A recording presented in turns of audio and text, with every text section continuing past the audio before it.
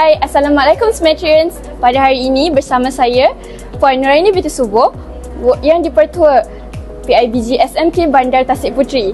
Puan Nuraini, apakah harapan dan hasrat Puan kepada warga Semetri? Okey, terima kasih dengan soalan. Saya Puan Nuraini Subuh, YDP PIBG bagi sesi 2025 hingga 2026. Hasrat saya dan ahli jawatankuasa PIBG yang baru dilantik dapat bekerjasama dengan warga Semetri, barisan pentadbir bagi memudahkan urusan untuk menaikkan ataupun meningkatkan prestasi pelajar dalam membantu menguruskan infrastruktur ataupun baik pulih bagi keselesaan warga Semetri. Okay, itu saja. Okey, terima kasih Puan. Sama.